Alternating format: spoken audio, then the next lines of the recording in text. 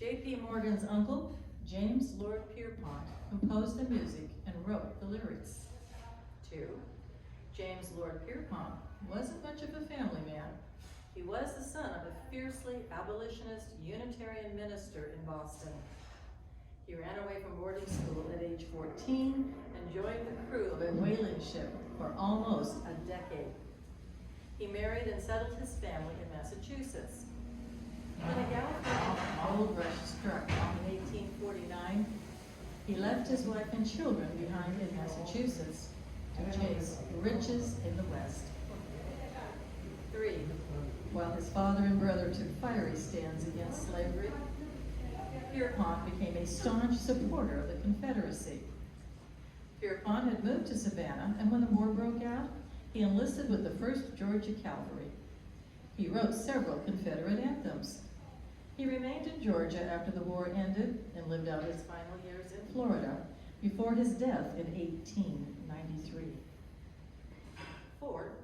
Jingle Bells wasn't the song's original name. It was first released under the title One Horse Open Sleigh. Number 5, 2 cities claim to be the song's birthplace.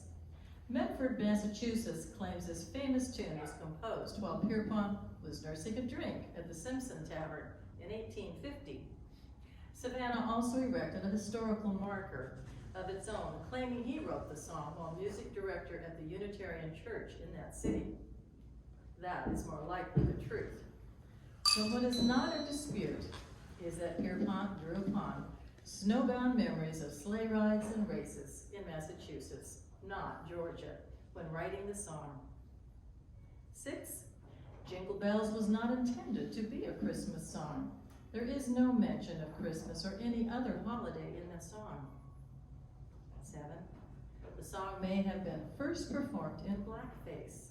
In 1857, a playbill was uncovered featuring the singing of Jingle Bells by a group of minstrels called the Dandy Darkies. And number 8. Jingle Bells was the first song ever broadcast from space. On December the 16th, 1965, 2 astronauts aboard Gemini 6 reported seeing an unidentified flying object outside their capsule. NASA, on the ground, became quite concerned.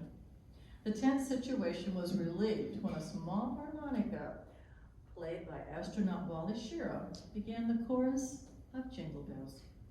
He was accompanied by astronaut Tom Stafford, shaking a handful of small sleigh bells.